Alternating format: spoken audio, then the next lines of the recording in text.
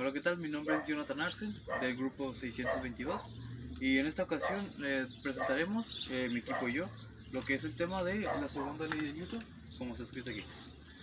Mi equipo está integrado por mi compañero Alejandro Mendoza y mi compañero Luis Mendoza. Para entender más a fondo el tema que viene a continuación con el experimento que vamos a realizar, debemos entender qué es la fuerza de la segunda ley de Newton, o más bien conocida como la ley de la fuerza. Dicha ley describe que el cambio de movimiento de un cuerpo es directamente proporcional a la fuerza motriz que se le aplica a dicho cuerpo, y que el movimiento se efectúa en la misma línea recta en la que la fuerza se le está aplicando. Dicho en palabras simples, si yo empujo un objeto, ese objeto se va a mover a la aceleración, a la aceleración con la que yo lo estoy empujando, y pues en la dirección en la que yo estoy aplicando la fuerza. La fórmula que describe esta ley es la siguiente, que es fuerza, la F, es igual a la masa por la aceleración. Esta fórmula relaciona y implica tres magnitudes, que vienen siendo la fuerza, la masa y la aceleración del sistema, donde la aceleración se calcula o se define como los metros sobre el segundo al cuadrado. La masa, su unidad de medida del sistema internacional, son los kilogramos. La fuerza, la fuerza se mide en newtons, y los newtons equivalen a las magnitudes de kilogramo por metro sobre segundo al cuadrado, que viene siendo más que nada la misma. Volvemos al principio, que es la siguiente fuerza, porque se describe directamente con los newtons. Para entender esto tenemos un ejemplo sencillo, pero que puede ayudarnos a entender. Tenemos una persona que está pateando un balón, y queremos saber la fuerza con la que se está imprimiendo, la fuerza con la que está imprimiendo el balón. Entonces, ¿qué es la fórmula que ocupamos para saber los newtons? Los newtons son los kilogramos por los metros sobre segundo cuadrado.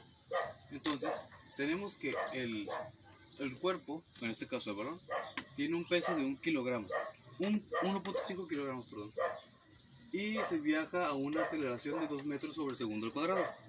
Entonces nada más que hacer la sustitución, que viene siendo los kilogramos del balón por la aceleración, como dice aquí, es la masa por la aceleración. Al hacer las operaciones y las sustituciones correctas, nos queda que el sistema, o el balón más bien, se mueve tiene una fuerza de 3 newtons. Sabiendo esta información, podemos seguir y pasar al tema y al siguiente punto de nuestro experimento. Gracias.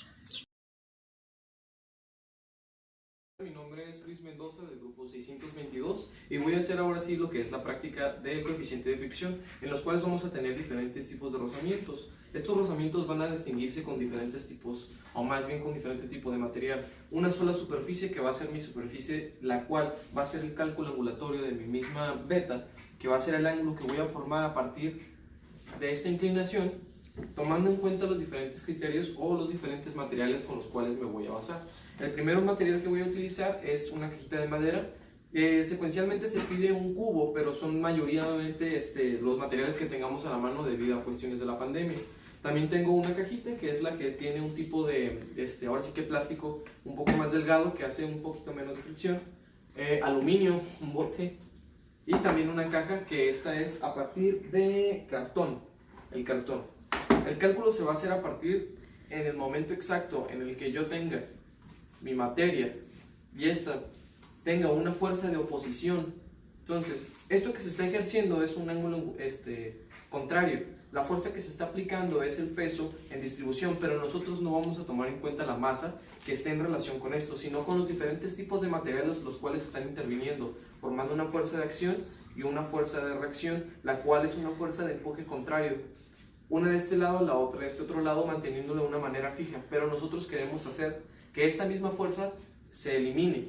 Esta fuerza, pues ahora sí que se haga lo que es una fricción contraria junto con mis mismos dos cuerpos. Una con mi base en una longitud desconocida y la segunda con mi material o con mi cuerpo. Entonces, procedo a tomar cada uno de estos materiales y ahora sí hacer el cálculo.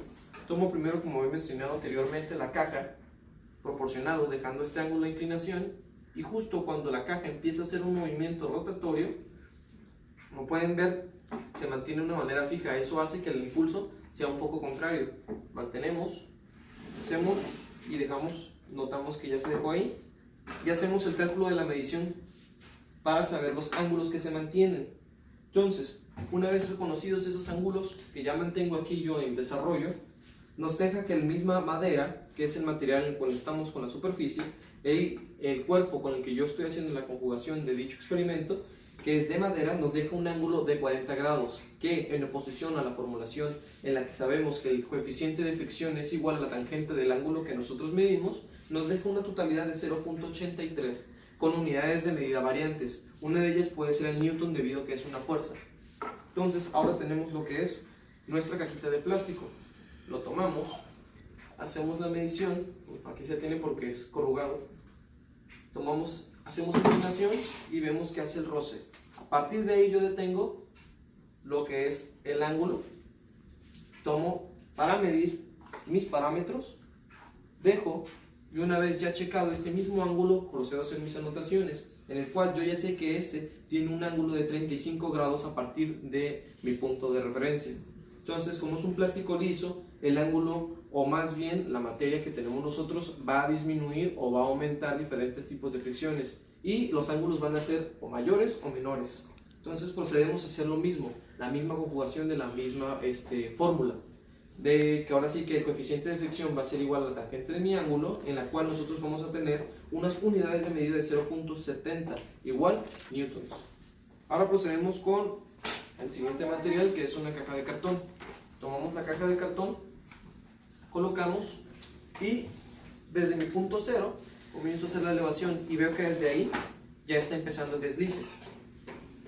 Procedo a calcular lo que es ahora sí la inclinación, los ángulos de inclinaciones, denoto cuál fue mi ángulo de inclinación, hago mis anotaciones, y ahora sí, una vez ya sabido que el cartón tenía un ángulo de 37 grados de elevación que mostramos anteriormente, procedemos a hacer el mismo cálculo con la misma formulación, y nos deja un total de 0.75 newtons, una mínima de diferencia. Después de esto mismo tomamos lo que es mi último material, debido a que son 4 clasificaciones diferentes, y procedo a hacer lo mismo. Comienzo la elevación y en cuanto empieza a haber un roce o un desplazamiento diferente, ahora sí tomo otra vez para hacer un punto de medición. Una vez que ya sé esto, procedo a hacer anotaciones, el mismo cálculo, y ahora sabemos que una vez ya calculado con el aluminio, tenemos una cantidad de 0.53 newtons, dejándonos así con la misma iteración o el mismo aprendizaje de que dependiendo del tipo de roce, no importa ahora sí que los diferentes tipos de clasificaciones con las materias, sino el tipo de roce o el desplazamiento que va a ser una varianza según sea el tipo de material al cual nos estemos enfrentando. Puede ser un material distinto o un material diferente, pero en esta conjugación hay dos tipos de fuerzas. Una que es la fuerza normal, que aplica desde arriba hacia abajo, de abajo hacia arriba. De arriba hacia abajo es la fuerza común, que denominamos como la gravedad, pero la fuerza normal va desde un punto central hasta arriba. Esa es una de las fuerzas que están en iteración. La otra es la fuerza de reacción, la cual tenemos como fuerza de fricción, en la que mi cuerpo está haciendo un desplazamiento contrario a la misma fuerza de interacción. Entonces, el estático quiere decir que se apliquen esas dos fuerzas, acción y reacción. Y la normal se mantiene de manera estática. Entonces, ahí podemos ver esa conjugación de 3. Pero a la hora de notar diferentes tipos de materiales, hay una mínima, pero lo hay, de diferencia entre la conjugación del coeficiente de fricción. Mi nombre es Alejandro Mendoza Sánchez y le daré mi conclusión. Bueno, este tema es uno de los de Isaac Newton, donde explicamos la segunda ley de Newton. Aquí podemos ver un plano inclinado. Este vendría siendo, nosotros en el experimento utilizamos una tabla de madera. Este vendría siendo la tabla de madera y esta sería la superficie. Aunque en este caso no necesitamos saber pues cuánto mide la superficie ni la altura la ocupamos, solamente necesitamos saber el ángulo. de inclinación. Este sería el componente, el objeto que usamos. Podría ser una caja de cartón, una caja de madera o una caja de plástico, lo que usamos nosotros.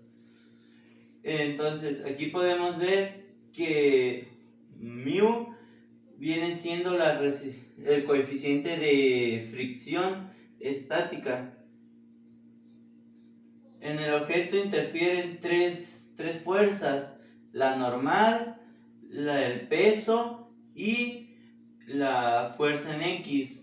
Acá podemos ver un diagrama de cuerpo libre donde la fuerza normal es la masa por la gravedad por el seno del ángulo que se forma de beta, sería este. El otro sería que la fuerza en X sería esta, y W crea dos componentes, componente en Y y componente en X, pero ahorita solamente vamos a hablar del componente en X, que es el que ocupamos ahorita, que vendría siendo masa por gravedad por coseno de beta. Ahora, para saber cuánto vale mu estático, sería fuerzas en X es igual a 0. Luego pondríamos que masa por gravedad por seno de beta es igual a fuerza estática. Luego pondríamos que masa por gravedad por coseno de beta, que sería lo que vale Wx, es igual a esto de acá, y por mu de estática, que vendría siendo esto. Luego vamos a poner que, ya despejando y todo, como son masa por gravedad o masa por gravedad, se van a eliminar y ya solamente nos va a quedar coseno de beta y seno de beta. Y al poner coseno de beta sobre seno de beta, crea tangente de beta, por lo que solamente vamos a ocupar este dato para saber cuánto vale mu estático. Por eso, al estar realizando los ejercicios del experimento que estuvimos haciendo, utilizamos solamente tangente de beta, que era el ángulo de inclinación a la que llegaba la superficie. Podemos tener que estaba así, pero conforme vamos poniendo el componente, va a haber en un punto donde va a hacer un rozamiento y va a empezar a bajar. A ese rozamiento se le dice mu estático, por eso utilizamos ese ángulo. Bueno, por nuestra parte sería todo. Muchas gracias por su atención.